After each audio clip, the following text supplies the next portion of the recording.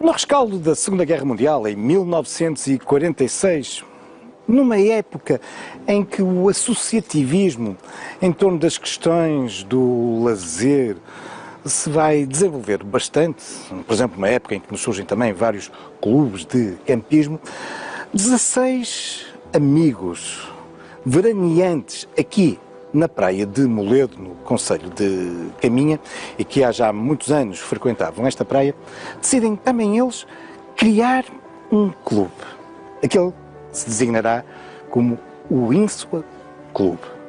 75 anos depois. Esta é uma instituição histórica, mas é também um clube muito raro, porque afinal, se não é o único, é um dos últimos clubes de praia.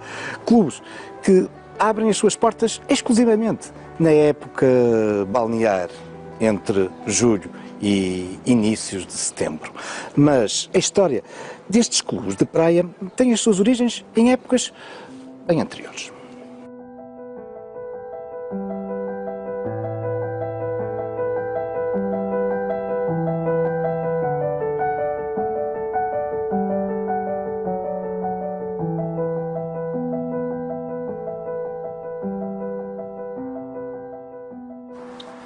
Estamos agora em Lessa da Palmeira, naquele que, fundado em 1884, é um dos mais antigos clubes portugueses, cuja gênese se encontra exatamente neste mundo balnear. E não admira, porque afinal, Lessa da Palmeira é uma das mais antigas localidades portuguesas que emerge como uma zona de lazer, de veraneio, desde os inícios da segunda metade do século XIX. Desde essa época, Lessa da Palmeira vai atraindo uma elite aristocrática e crescentemente burguesa do Porto e da região norte. Aqui rumavam não só essa elite, mas também muitos artistas, dandies, escritores. Esse movimento e essas características de Lessa da Palmeira na segunda metade do século XIX são-nos bem descritas, por exemplo, por frequentadores destas praias como Camilo Castelo Branco ou Ramalho Ortigão. Mas importa dizer, e isso explica porque é que desde muito cedo Lessa da Palmeira se tornou numa zona balnear, que nessas primeiras décadas, enquanto colónia balnear, o destino não era propriamente o mar, não, era o rio. A foz e o estuário do rio Lessa, que desapareceu com a construção do Porto de Leixões. Estávamos a falar de um estuário de águas cristalinas, relativamente temperadas, e por isso os banhos no Lessa eram tão famosos e atraíam tanta gente. A questão dos banhos no mar será bem mais tardia, já nos finais do século XIX e muito associados a alguma prática medicinal. Bom, e como é que as coisas aconteciam durante o dia? Bom, desde logo, as famílias começavam a rumar aqui para Lessa da Palmeira, sensivelmente entre meados, finais de maio, e aqui permaneciam até setembro. Era nessa época que Lessa da Palmeira se agitava num imenso bulício. Havia vários hotéis, muita gente alugava as suas casas às famílias, aos veraneantes que vinham de armas e bagagens aqui para Lessa. E juntamente com eles vinham também músicos, artistas, companhias de teatro, companhias de circo. Publicavam-se vários jornais em Lessa durante esses meses. Durante o resto do ano, e citando um desses veraneantes, que já aqui referi, Ramalho Ortigão, durante o resto do ano, Lessa da Palmeira era uma pasmaceira. Mas naqueles meses, sim, era intensa a atividade. E tudo começava muito cedo.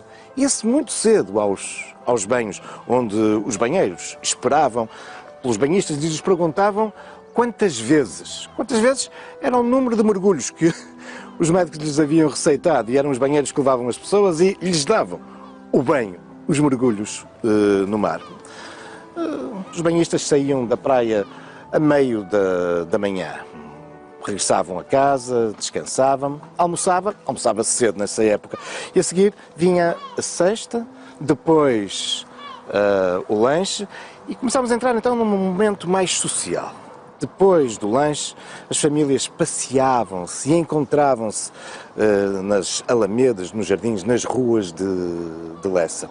Regressavam depois a casa para jantar, jantava-se cedo também, e depois havia as soirées. As pessoas convidavam-se umas às outras para irem às suas casas, aos seus aposentos, e jogava-se muito, jogava-se às cartas, havia momentos musicais, dançava-se, mas os cavalheiros, esses preferiam mais as tertúlias, os debates, os encontros. E é neste contexto que desde muito cedo também vão começar então a surgir os grémios, os casinos, os clubes, como um espaço de encontro, não só para as tertúlias, mas depois também para essas outras atividades sociais. É nesse contexto que em 1884, sintomaticamente no pico do verão, a 1 de agosto de 1884, nasce o Clube de Lessa.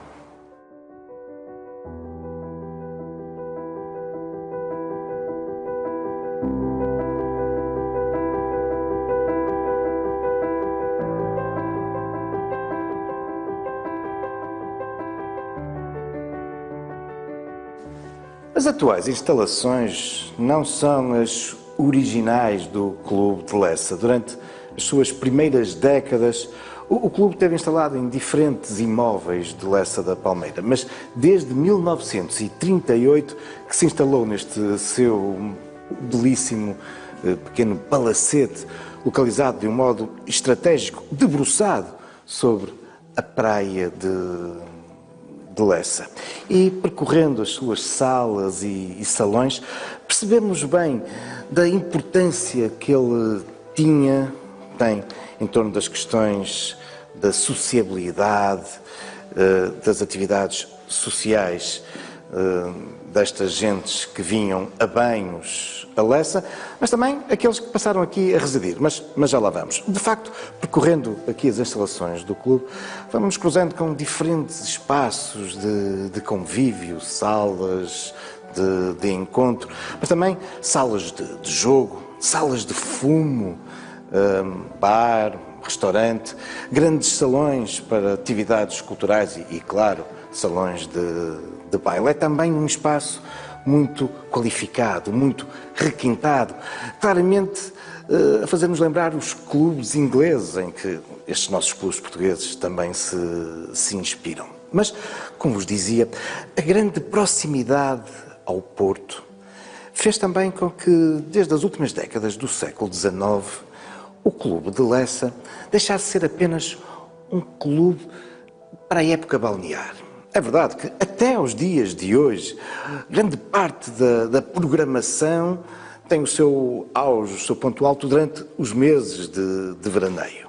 Mas desde praticamente a sua origem, que fundado por muita gente que vinha a banhos, mas também por algumas famílias que entretanto se tinham instalado em Lessa da Palmeira, por isso desde praticamente a sua origem, que este clube passa a ser um clube aberto todo o ano.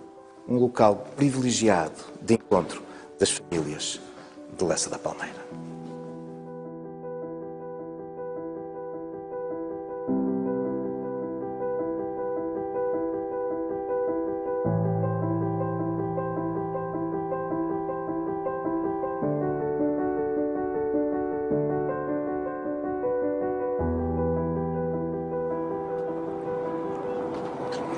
Estamos agora em Matosinhos, outro importante destino balnear desde as últimas décadas do século XIX.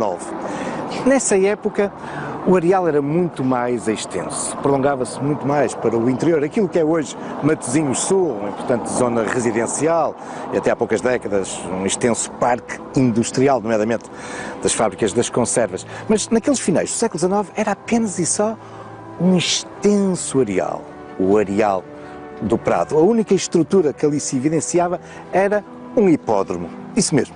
Um recinto para corridas de cavalos com as suas bancadas, pertencia ao Jockey Club do Porto, e era um sítio de encontro desta elite aristocrática burguesa que vinha aos banhos a Lessa, mas também aqui a Matosinhos. E é junto do hipódromo que também, desde muito cedo, esta elite vai desenvolvendo outra atividade que fica associada a estes clubes de praia. A prática do desporto. Não nos podemos esquecer que o desporto moderno, surgido em Inglaterra no século XIX, se vai divulgar entre nós a partir exatamente dos finais do século XIX. Muito, no caso aqui da região do Porto, muito por influência da poderosa comunidade britânica. Bom, mas aqui, afinal, o que é que se jogava? Jogavam-se modalidades como o futebol, e os primeiros jogos do Futebol Clube do Porto têm lugar exatamente em setembro de 1893, no Areal do Prado, junto do hipódromo, mas também cricket, ténis. Aliás, não deixa de ser interessante olharmos para o emblema daquele que é o grande clube de Matosinhos, o Leixões Sport Clube, porque o que nesse emblema se evidencia é, de facto, uma bola de futebol, mas também uma raquete de ténis e um taco de cricket. Afinal, as modalidades que eram jogadas por esta gente que vinha aqui a banhos e que em 1907 fundam o Leixões. Mas a propósito de clubes clubes ligados à atividade de veraneio, que acabaram por evoluir muito em torno das questões, não tanto da sociabilidade, mas mais das questões desportivas, vamos ver dois casos na vizinha Foz, associados ao ténis.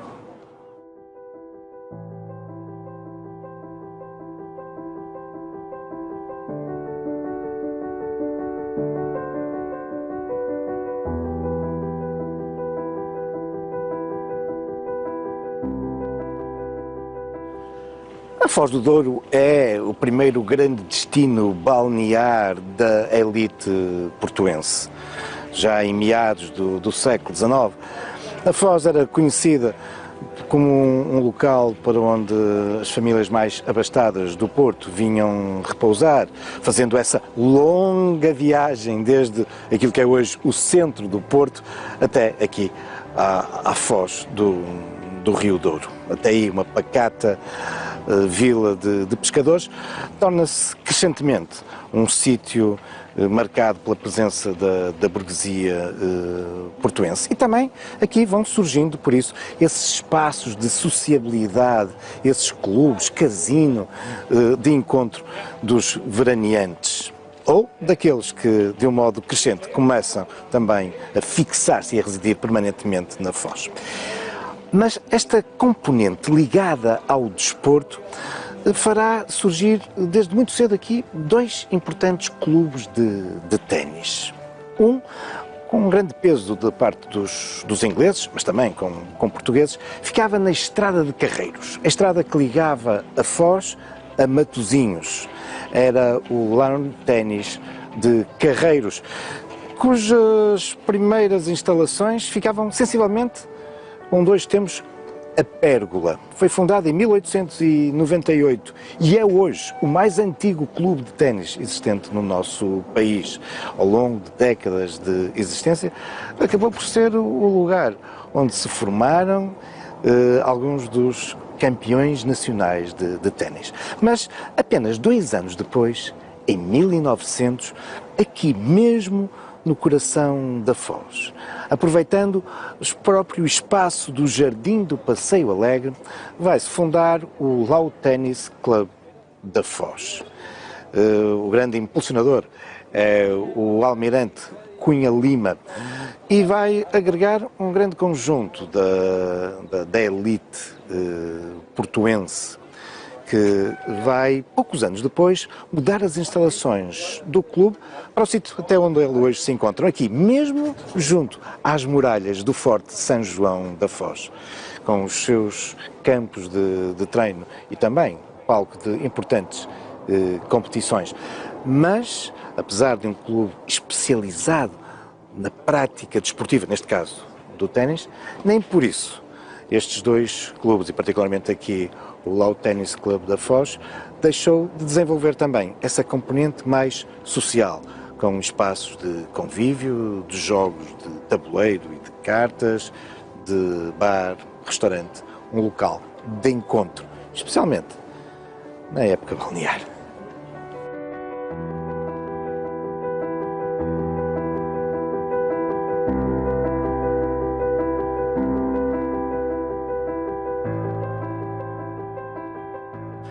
Avançando para sul, estamos agora noutro histórico e antigo clube, o da Gandra. Bom, esta é a designação popular, porque em boa verdade é o Sport Clube Alberto de Sousa.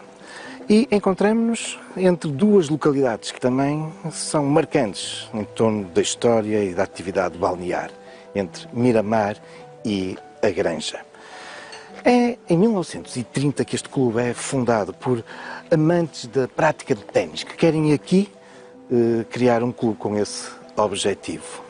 Inácio de Sousa é um dos impulsionadores e um primeiro benemérito que cede os terrenos que lhe pertenciam para que o clube se instalasse. Inácio de Sousa, que tinha perdido o seu filho há pouco tempo, precocemente, Alberto de Sousa, e por isso a designação do clube é uma homenagem ao filho deste fundador. Mas pouco tempo depois o clube vai passar aqui para este espaço, uma pequena quinta que até hoje mantém muitas das características deste bosque, ou esta zona verde que abriga o corte de ténis, a piscina e também as instalações sociais do clube. Sim, porque partindo do ténis rapidamente, este clube se torna também um clube de sociabilidade, com os seus salões de baile, a sua biblioteca, as suas salas de encontro, restaurante. Um espaço que, apesar de agora ser para residentes daqui da localidade, e não nos podemos esquecer que estamos já em pleno século XX e por isso o desenvolvimento dos transportes, das vias de comunicação, permitiam que agora muitas das pessoas que se fixam aqui nesta região, já não apenas na época balnear. No entanto, é nesses meses quentes de verão que existia maior atividade. Saraus musicais, concertos, concursos de fotografia, de desenho.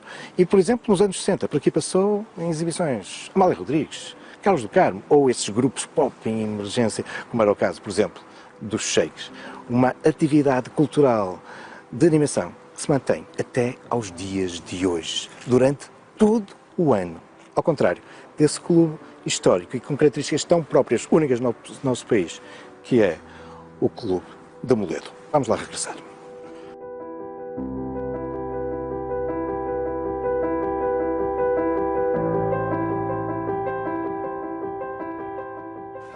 Mas regressemos a Moledo e ao Insua Clube nestes seus 75 anos.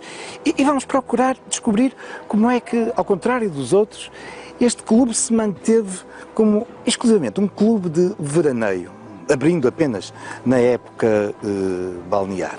O que é que está por trás deste segredo? Bom, desde logo aquilo que afinal motivou a própria aparição do clube. A praia. Os banhos nesta praia que este areal, juntamente com do Pinhal de Camarido, podemos considerar como a primeira praia de Portugal. Aliás, Insua é o nome daquela ilha que fica mesmo em frente à embocadura do Rio Minho, marcando a fronteira com Espanha. São praias de água fria, é verdade, mas por outro lado são muito ricas em sargaço e em iodo. E desde os inícios do século XX, que até por indicação médica, por tratamentos, este era um destino muito utilizado por alguma da elite aristocrática, burguesa, do Porto e do norte de Portugal. Com o passar das décadas, também se tornou num sítio de destino de alguma intelectualidade, de artistas. E é nesse contexto que então, no final da Segunda Guerra Mundial, um grupo de 16 amigos, que aqui, em boa verdade, há já vários anos se encontravam com as suas famílias, decidiram criar um clube que viesse responder a algumas das necessidades que, enquanto veraneantes, eles aqui encontravam. É interessante, porque funcionavam quase como uma família, e a verdade é que filhos desses primeiros 16 associados e fundadores acabaram mesmo por se casar. trazendo também amigos, filhos e fazendo crescer o clube, que irá atingir centenas de associados. Mas esses tempos eram tempos bem diferentes dos nossos dias. Nessa época não se vinha apenas em agosto, e recordo-vos que o clube há já várias décadas que só abre mesmo nos finais de julho, fechando no início de setembro. Não, nessa altura em que as famílias se mudavam de armas e bagagens, alugavam casas e aqui permaneciam quase 3 meses, vindo no início de julho, só partindo em setembro, mesmo que o pai tivesse que ir trabalhar, a mãe e as tias aqui permaneciam durante todo esse tempo. Claro que este paradigma sociológico se foi alterando com o passar das décadas. Quando chegamos aos anos 70, já com uma boa parte das mulheres integradas no mundo do trabalho e com menos disponibilidade para aqui permanecer, também porque muitas destas famílias, entretanto, tinham construído aqui as suas próprias casas de veraneio e porque, entretanto, vinham também emergindo, fruto do desenvolvimento dos transportes, das comunicações, das vias, outros importantes destinos balneares, com destaque para o Algarve. A verdade é que é só aí, nessa altura, que se começa, então, a ficar aqui apenas uma quinzena, quando muito um mês, coincidindo com agosto. Mas, nos anos seguintes, outros desafios se iam colocar aqui ao Insua Clube.